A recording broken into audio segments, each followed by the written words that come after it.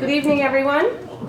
Welcome to our Finance Committee meeting. It is Monday, March 27th, and I will call the meeting to order at 6:30 p.m. My name is Amy Wiltsey, and I am the committee chair. On tonight's agenda, our first item for action is the acceptance of minutes from March 21st meeting. Do I have a motion to accept those minutes? So moved, Madam Chair. Thank you, Mr. David. Second by Ms. QP. All in favor? Aye. All opposed? Any abstentions? Thank you very much. Next item, we have budget transfers. Our budget transfer number 1, I will read. Proposed transfers to adjust accounts in Object 510 and 590. Transfer request to cover transportation costs for displaced students under the McKinney-Vento Homeless Assistance Act. Total budget transfer amount is $46,875.62. Do I have a motion to accept? Thank you so much. Second. Thank you very much, and I will open it up for discussion. Pam, would you like to talk a little bit more about this? Sure. I would just like to bring to the committee members' attention that we do have a significant number of homeless students this year, and we are transporting students from their current locations, which are anywhere between Norwalk, Bridgeport, Shelton, and West Haven, to our schools. And the amount before you is an estimate through the end of the year. We may have to come back again because we are anticipating a 50% payment from the school districts that they're in. We will bill them for their portion.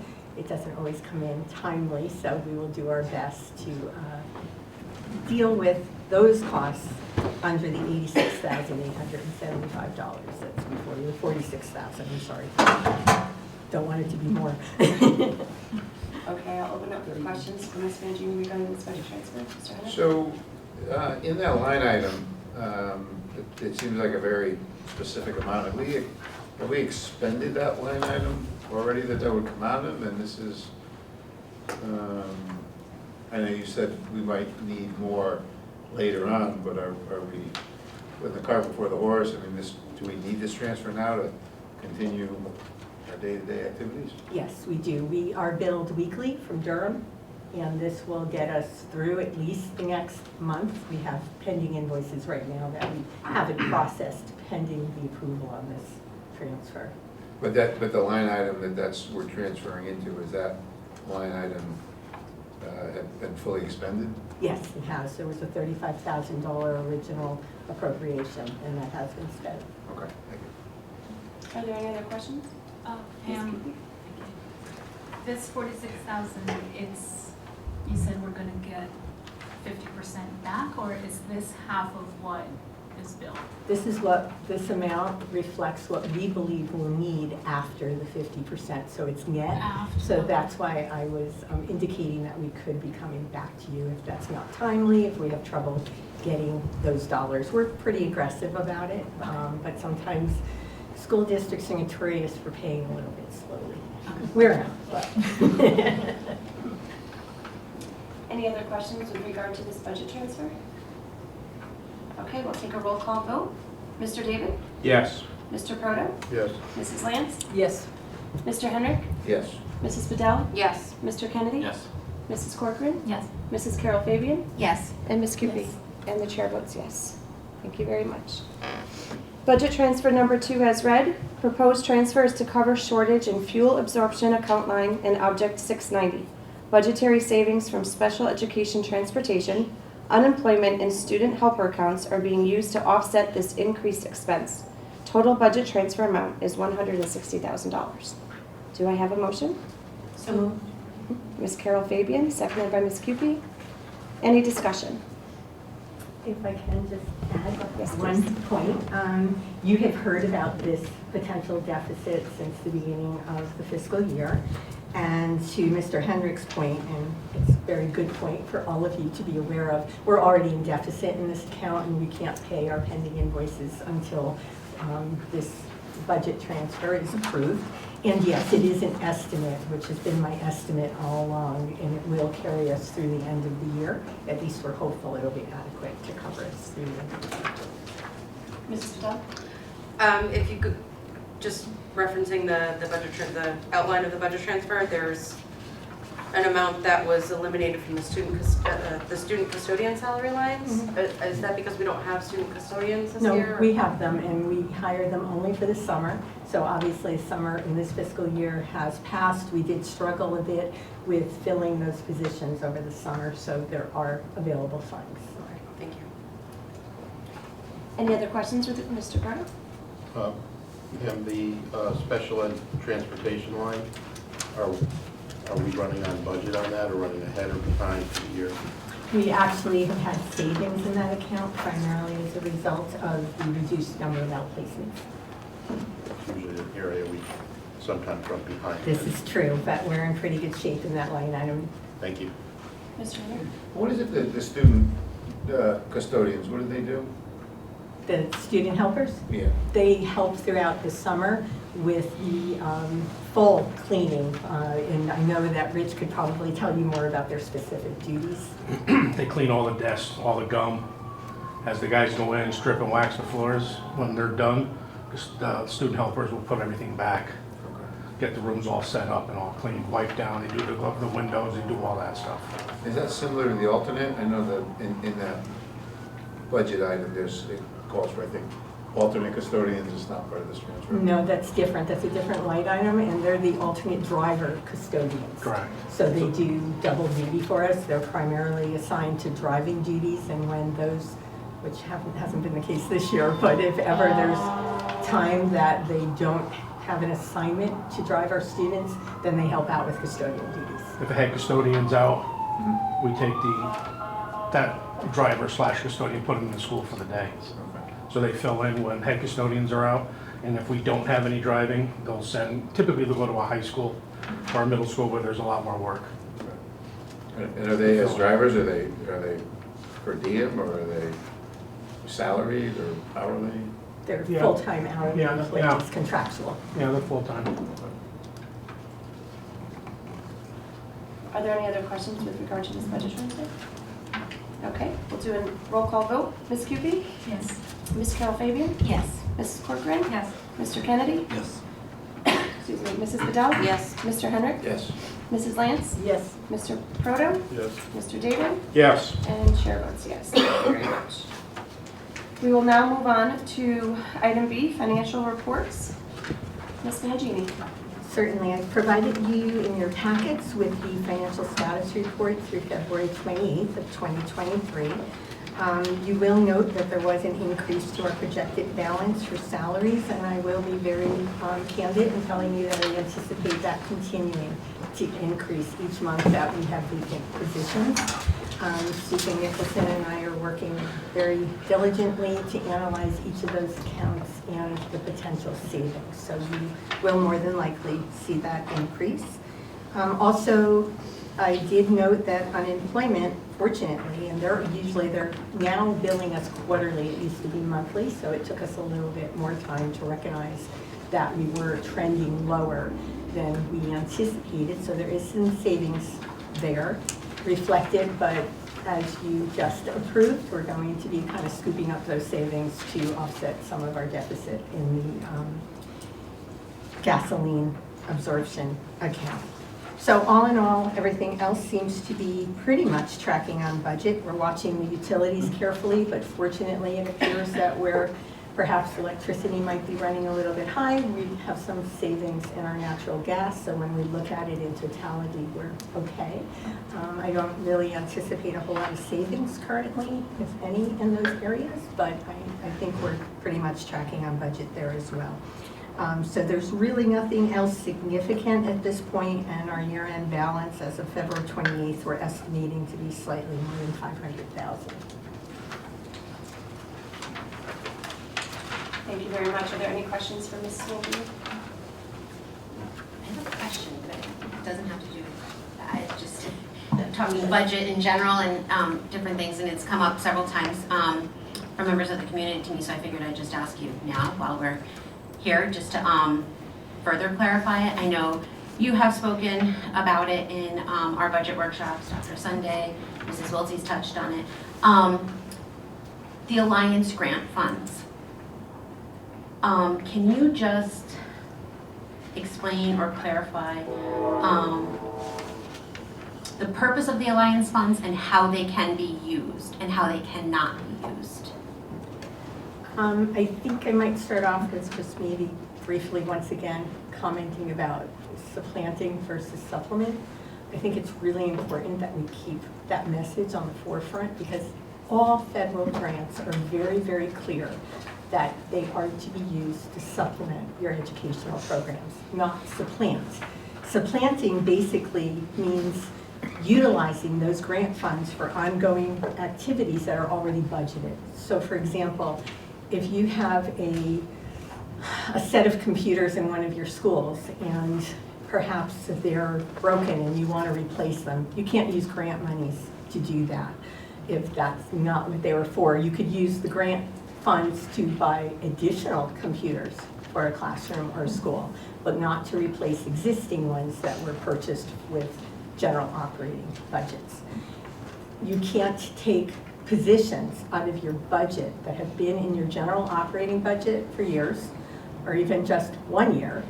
Take, for example, a reading teacher and now move them to any grant, whether it's Alliance or the title grants or the IDEA grants. That is called supplanting. I often use the example for supplementing. We provide our students with a cupcake, and the federal funds become the frosting. They become those enhancements to our programs, and that is the only way that these dollars can be used, particularly Alliance, because they do keep handy our Alliance district.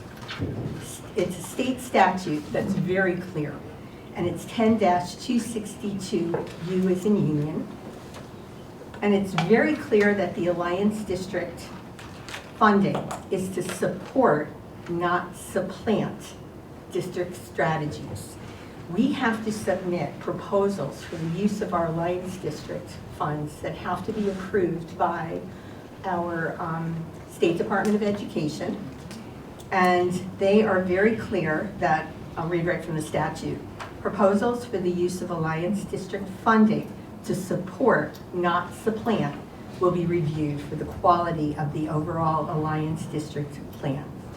They mention support, not supplant, at least twice in the state statute. So it's really abundantly clear. And there is really no justification for any of us to really think that the federal or state government is just going to hand us grant funds to perhaps just supplant really our dollars in our general operating budget. They really are for enhancement, and I think we need to keep that in the forefront as we move forward with our decisions. Thank you, Pam. Is that right? Yeah, that's good. Mrs. Lance? Piggybacking right on that, explain to me the ESSER funds then. The ESSER Please. funds were supposedly, one time that it just kept coming in different reiterations, funding that initially we were told we had to not also supplant, but their rules kept changing, and Kevin's the expert in that area because he worked very hard in trying to keep up with all of that guidance. That initially, you might recall the CRF funds that came out initially, and they were adamant that we could only use it for X, Y, and Z. There was no supplanting, and then they changed. I think what was happening is they recognized that with the ESSER funds only, that some of those dollars and many of the districts were struggling just to get themselves to where they needed to be under such extraordinary circumstances. So they loosened the guidance, but it didn't mean that we could totally supplant any of our expenses in the general operating budget. What it did was provide some flexibility in that if we could in fact make the argument that it was COVID or pandemic related, we could utilize those dollars. And I will assure you honestly, Kevin and I spend hours just discussing, well, does this fit, and is this an appropriate expense to ESSER and ARP ESSER? I think the helpfulness and the reason that all of those positions were moved into ESSER and ARP ESSER was primarily because at that time we made that decision that had we not used those ESSER grants, we would have had increased class sizes at a time when our children probably needed attention more than ever. we would have not had the administrative support that was so critical with those department head positions. And there was a lot of thought, as you well know, that went into that decision prior to that, but we also reached out to the state for permission to do that. So everything is well thought out, everything is approved by the state, and we can't just blanketly take $3 million out of our operating budget and just switch it over to a grant. It's not allowed. And Kevin, if I've missed anything, please feel free to. The only thing I'll say is, I'll echo your point. You read from the Alliance statute. One of the differences with the ESSER funds is that that supplement, not supplant language is not actually in the legislation. And they left it out on purpose because they wanted us to do things like save employees that we needed to keep the district operating, provide services for students and such. So the federal government did that on purpose. Nevertheless, for both Alliance and for the ESSER grants, those are, with one possible exception, the toughest grants I have to write because the state, other grants I can just say salaries and kind of say, well, we're going to put 6 teachers in there and like that. And with the ESSER grants and the Alliance grant, they go through them item by item and they challenge them item by item. So it's not quite as strict with ESSER as it is with Alliance because of the lack of language in the federal legislation. Nevertheless, somebody at the state is going through with a red pen and a fine-tooth comb. Thank you. I just think it's really important that we hear that. Probably have to do it again next month. But I think the fact that it's out there for the public, I think people need to see it. Everybody. Yeah. Mr. David? And I think there is confusion out there between ESSER and Alliance grants, that we can use the Alliance grant like an ESSER grant. I think that's the confusion. By the way, no fault at this board or from Pam either. I think we've tried to communicate that out there. I think there is confusion in the community that that money can be used for that. That's my take on it. Mr. Henry? Yeah, so this year, it's going to be about $2 million that circumvents the town and goes to the Board of Ed. So the town doesn't get the opportunity to offset some of its costs at $2 million. If we look down the road, and if we follow history, in about 3 years, that'll be about $5 million that circumvents the town and goes to town. So the taxpayer is going to have to make up our annual, say, 2.5–3% increase, plus the extra $1 million that it would typically get based on history of their ECS funding. And if you look at a town like Bridgeport, that they've been in forever, and their Alliance District funding is probably about $30 million. Are they just passing that along to the taxpayer as well, or have they found a better way to go about it? Because it's a pretty big nut to swallow, and I can't see the city of Bridgeport just passing that bill on to the taxpayer. Well, I think you need to look at this from a couple of different perspectives. First, I can't speak to Bridgeport. I honestly do not know. I do know that districts like Bridgeport and Waterbury get a tremendous amount of grant funds, but nevertheless, the statute is clear. And if other districts choose to do things differently, I can't comment on that. I can only say that unequivocally, the state statute does not allow us to supplant operating expenditures.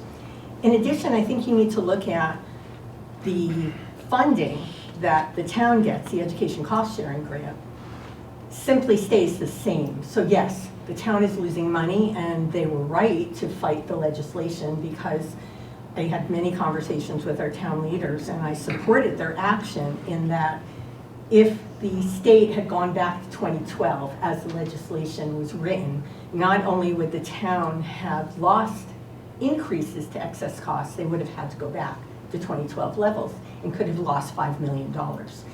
But where they are at now, based on that legislation being passed, is that they simply remain stagnant in the ECS revenue line in their budget. And I understand that it's problematic because education costs continue to increase, whereas they're not getting that increase in ECS state monies. Nevertheless, there is a reason we've become an Alliance grant. And that reason is because we are being told that we need to enhance our educational experience for our students. And I am certainly not the expert on that side of the aisle. That's certainly my colleagues here, Dr. Gita and Dr. Daniels, along with the cabinet group and all our instructional leaders. But there are needs here. And I think that we're going in a really good direction and making some progress. But that's what those funds are for, to help our students, to support them above and beyond the general operating costs that we know we have, and those aren't going away. So I hope that helps. Yeah, I'd be curious to see how a city like Bridgeport does it, so we could maybe mirror some of their things, so we're not, because in 5 years, we're gonna be passing a $5 million bill on our taxpayers, and that's something that they're gonna have to absorb, and you know, we're creating all these positions, again, we're creating another fiscal cliff, like we did with the ESSER, and we're doing nothing to address those situations. But when you see a city like Bridgeport that's getting 30 million, and they found a way to work with it, and I think that the assistant director of education has a different concept to it than you do, but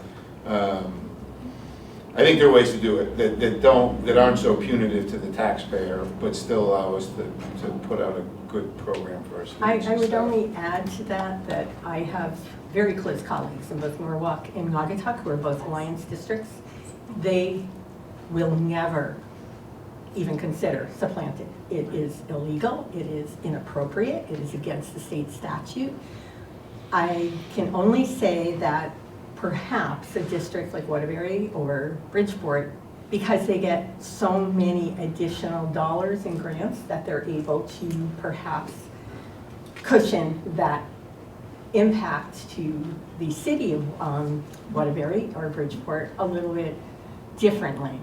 I would also probably add that I think it's important to recognize that many of those positions or a few of the positions that we have since added to Alliance are solely for that purpose of getting us to where we need to be. And once that occurs, those positions in theory really should be able to go away, because our general operating budget positions will be able to take it from there. We need this opportunity to improve, and that's what we're doing. And we have an incredible crew, just many of whom are sitting here this evening, who are working really hard to make certain that happens. Thank Well, you, Mrs. Cliff. Hopefully after this too, though, we can, as advocates, push the legislature to fully fund our ECS funding, because I know Stratford's been short-sighted for at least the 20 years I've been around. So that's part of our problem as well, is the lack of state funding that's been promised to us. Thank you. Pam, thank you very much for bringing the comparison to town. We can't compare with the city of Bridgeport, with the city of Waterbury, and what they receive, especially who they serve. So thank you, Mrs. Corcoran. Just briefly like to add that if we won't be talking about a cliff if we're putting supplementary positions in that grant. If we are putting positions from our operating budget into our grant, like we did with ESSER, then we will be looking at a cliff one day down the road when hopefully we graduate from the Alliance program. So I would hope that we would keep everything funded by Alliance monies as supplementary for that reason, if amongst many other reasons to boot. Thank you.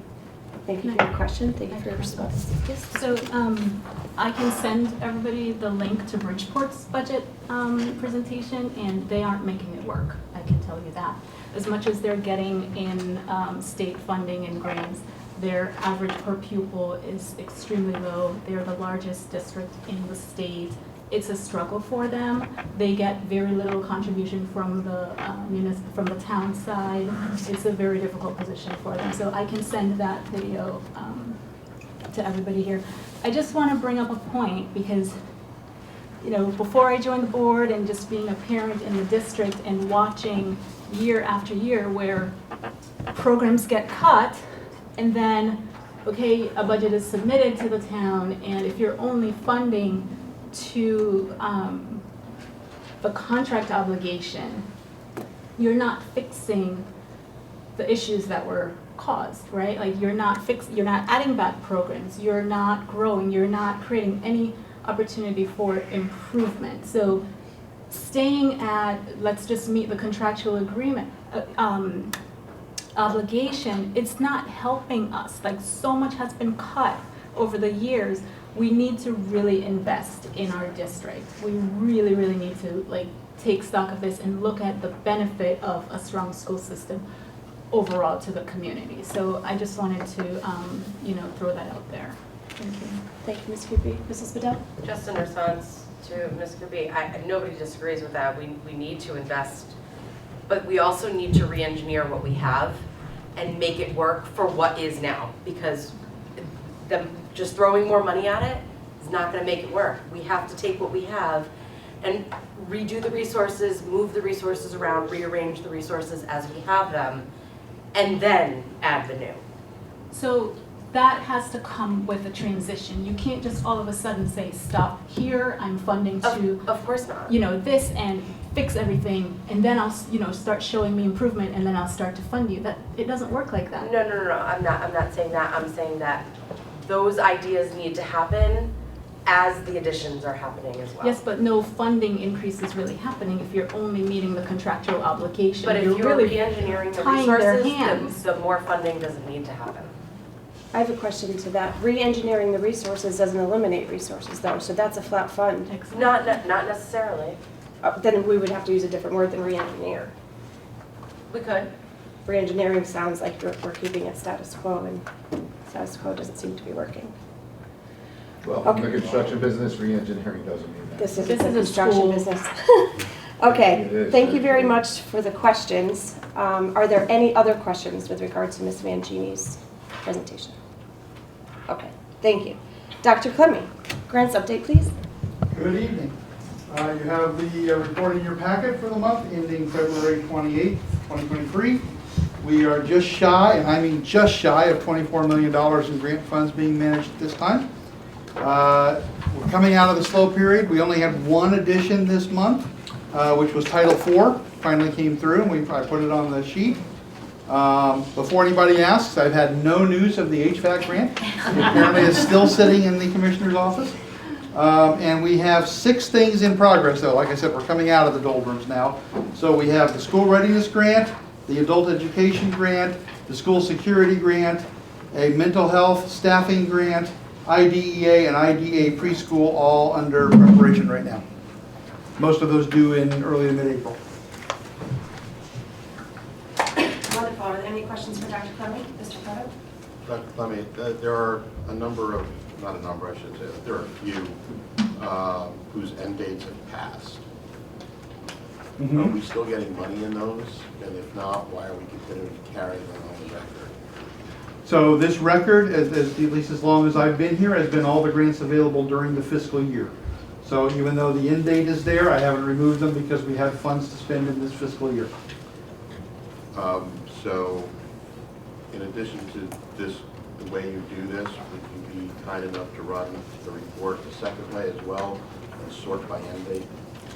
So we can see all the ones that are going to go away on June 30th We can do that. as opposed to searching for them? And in fact, I'll just submit one report and I'll change it so that it reads that way. I don't know if you had listed them in order for any particular reason under your grant title. As opposed to just an end date. Other than being loosely grouped like titles and IDEAs and ESSERs, no, there's no particular organization to it. Are you set, Mr. Curtin? Yep, Okay. thank you. You're welcome. Any other questions for Dr. Clemming? Mrs. Carol Fabian? 2 questions. One, I had asked a while back, a couple months ago, about the Community Development Block Grant, the Franklin School playground. Where are we with that? Well, we have encumbered those funds and we have a purchase order out to the vendor. The vendor has ordered the playground equipment to be manufactured, the swing sets and all. That has to go in first before we can redo the surface so that we're not digging up the surface then when the swing set comes in. And we are told that I think it's around Atlanta, in Georgia maybe, that the Georgia factory that's producing that swing set plans to ship them around April 6th. Thank you for that update. You're welcome. And then one other question was about the Stop School Violence U.S. Department of Justice Bureau of Justice Assistance. I don't know if you want to answer or if it's a Dr. Daniels kind of question, because I know she's involved with that. I just wanted to kind of know where we were at with that, like with this program, and have we hired the necessary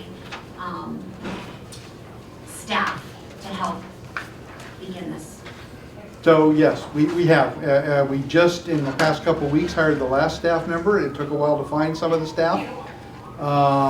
We've been reworking the salaries budget a little bit to accommodate what we needed to do in order to get the 3 right people in the situation. But yes, all of the staff have been hired. Students have been referred to the program, and the staff is working with that first cohort of students.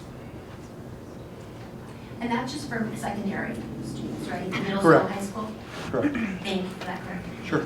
Thank you, all set. Okay. Any other questions for Dr. Fleming? Okay, thank you so much, Dr. Fleming. We will move on to Ms. Borges for a special education PPS report. He's telling me I need to stand up because he can't see me. Thank you for your transfers. We're now tracking on budget. As you guys can see, I think we will end up around 1,305 students with exceptionalities by the end of the year. We're seeing that steady increase that I told you would see. So we're up 11 students from last month. And we're just, continuing to work on making sure we are appropriately servicing each of our students. But we should be all set, and each of the budget lines, thanks to your transfers, are tracking on budget now. Are there any questions for Ms. Borges? Thank you so much. Great. And food services report, Mrs. Mangini? Yes, our food service program continues to remain healthy. We do have a few unpaid charges from when we were back to charging for regular meals in January and February, and we're working with the schools to collect on those. I think there has been some confusion with our families, which is understandable, from no, you don't pay, yes, you do, no, you don't. So we are actually reaching out to those families to work on that. But we're in really good shape. For the first time in probably a decade, we're actually purchasing some new equipment, which has been long overdue, and that was through a process that the state required us to provide a spend down plan. So we looked at the equipment, the ages, and we're starting with the oldest, although a few things broke down in between. So we had to kind of reprioritize, but we're doing very well. Wonderful. Does anyone have any questions with regard to the food services report? Okay. Thank you very much, Mrs. Mangini. And enrollment registration status, please. Actually, your enrollment report, as I'm sure you've noticed, is reflective of an increase in students over last month of about 30, and mostly at the elementary level. And to Heather's point, she had indicated last month that she was anticipating an increase in students with exceptionalities, and I think we just tend to see this kind of an increase. I shared once before that when I arrived in Stratford, this was something that was very new to me. The registrations just never seemed to stop. The other districts that I've had experience in had them just at certain times of the year, and we seem to have them on an ongoing basis. So it just makes us, of course, us to be on top of our numbers a little bit more than perhaps I had to be concerned in the past. But it's a good exercise for us as well. And I will tell you that our kindergarten registration continues to strive. We are just keeping very busy in that area. I don't have numbers for you yet, and it is a little bit early, even though registration opened about a month ago. We get perhaps a bit of an influx initially, and then it slows down, and then it will pick up again, particularly early summer. But as soon as we have some firm numbers, we'll share them with you. Just, Mrs. Lance? One quick question. I'm looking at the outplacements, and it's for seniors, 12th grade, it's 31. Are there some students that we let them finish, Pam, Heather, to finish the program instead of bringing them back at that stage of the game, because the other group looks so much lower? She's got them. Oh, wait. That's why I'm talking to her. Mr. David? I think, oh, there she, Heather's there. Heather, you're back. Good. Heather. I was getting kind of help with that. My question was that for outplacements, the number is quite large compared to the other grades, and I appreciate everything your department has done to bring students back, to service them right here in Stratford. Is that number so high because they were in the program and we thought it would be better to keep them there for the last year, or can you explain that high number? For seniors. For seniors. Heather, I think Heather, it's she's talking about the because it's 18, 19, 20, 21, 22. That's why the numbers. You'll look at it. 21, 23. No, I'm Yeah. not. No, I'm not. So you're talking about the seniors till age 22. Seniors to age 22, that's where they're listed. That's right. Oh, okay, thank you. That's why, Thank that's you why I was very trying to, I didn't want to jump on that. Though. That's why I That's why wondered, it's it's more than one grade. Thank I've you. asked that. Have you said that before? That's okay. Does anyone else have any other questions with regard? Yes, Ms. Keys? Maybe similar to the explanation that you did earlier, Pam, talk about how budget changes when we have a reduction in enrollment versus, or an increase in enrollment, because an increase of 11 students doesn't mean our costs go up 11 times, 19 plus thousand, right? Or a reduction of 11 children does not mean our expenses go down the equivalent, because some children it's costing over 150,000 to educate. Not every child is being educated at that one average, right? I think that's really important, and most people just simply don't understand that. I even have conversations with my family sometimes in their own towns where we've had 5 kids move out. That should be $100,000 savings.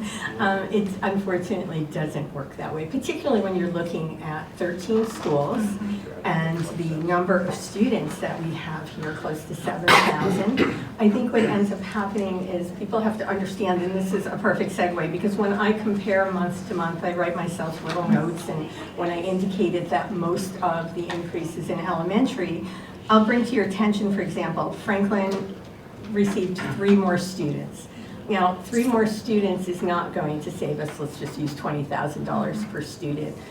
Is not going to save us $60,000, because chances are 1 student's going into the 4th grade class, 1 into a 2nd, 1 into a 1st grade. So obviously, we have those set costs, and those students that move in will just fit accordingly. The problem could come in when perhaps we just can't absorb another child in a particular grade in a particular school, and we look to other schools.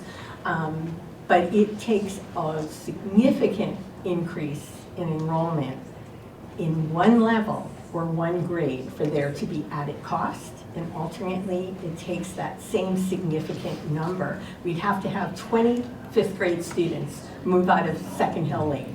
Then yes, we would reduce by a teacher more than likely, and we would have some savings. But not the per pupil cost savings, because of course that includes the cost of running the building, the cost of the administrators, the cost of the admin center.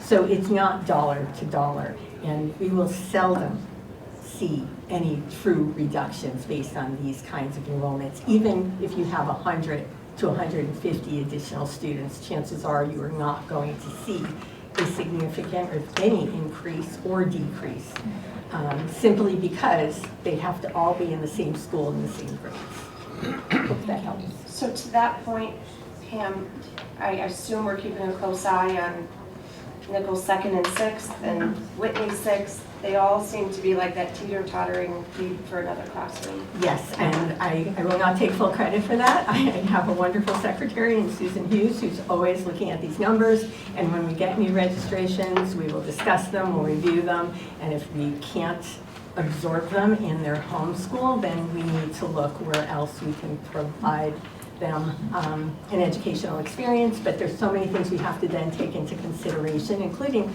transportation, because if the district has to move that child, then we do have to provide the transportation and make certain that we can get a bus routed. So there's all kinds of pieces that go into that, but to your point, we are really paying attention, particularly those elementary schools that are kind of bursting at the moment. Thank you. Does anyone else have any questions with regard to enrollment and registration status? Yes, on Second Hill Lane, the last 4 lines, I'm not sure which page it is, but the enrollment totals. Okay, sorry, it was on the wrong page. Yeah. So I'm guessing each of the first 4 are just classrooms, and then you have a line with, and I'm guessing it's the dual language, not sure, but you have no 6th grade in the 5th line. Yeah, what you have there are the regular classrooms and then 2 classrooms on each grade, except for 6 that are dual language. And then you have the ABA classes in the italicized numbers. So the last 2 non-italicized numbers are the dual language? Yes, for kindergarten through fifth. Okay, are there any other questions? Okay, seeing none, I will accept a motion to adjourn. So moved, Madam Chair. Second. Thank you so much. Meeting is adjourned at 7:10 PM.